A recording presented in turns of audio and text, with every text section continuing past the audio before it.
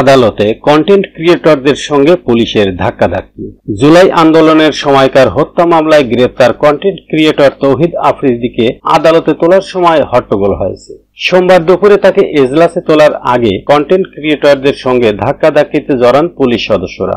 রোববার রাতে বরিশাল থেকে তৌহিদ আফ্রিদিকে গ্রেপ্তার করে পুলিশ। পরের দিন বিকাল 3:15টার দিকে তাকে সিএমএম আদালতের হাজতখানা থেকে বের করা হয়। তিনি হেলমেট, বুলেট প্রুফ জ্যাকেট ও হাতকড়া পরা ছিলেন।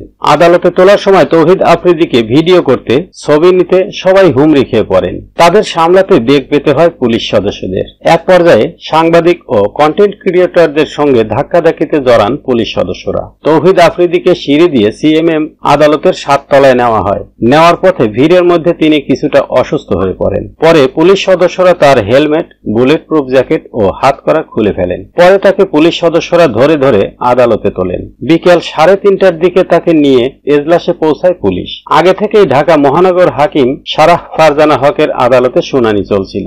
আসামির কাঠগড়ার সামনে গিয়ে দাঁড়ান তৌহিদ আফ্রিদি।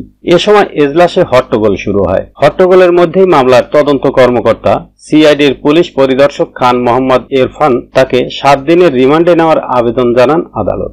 আসামি পক্ষের আইনজীবী আদালতকে বলেন, জুলাই আন্দোলনের পক্ষে ছিলেন তৌহিদ আফ্রিদি। আন্দোলনের সময় ছাত্রদের পক্ষে তার একাধিক পোস্ট আছে। এ সময় এজলাসে ফের হট্টগোল শুরু হয়। আসামি পক্ষের আইনজীবী খালেদা জিয়ার সঙ্গে আফ্রিদির বাবা নাসির উদ্দিন সাথীর ছবি দেখিয়ে বলেন, আসামির আলাদা রাজনৈতিক কোনো পরিচয় নেই। তার বাবা ব্যবসায়ী, কোনো রাজনৈতিক দলের পদ পদবি নেই। আফ্রিদির কিডনিতে জটিলতা আছে জানিয়ে তাকে আনা নেওয়ার ক্ষেত্রে আদালতের কাছে অ্যাম্বুলেন্সের সুবিধা চান।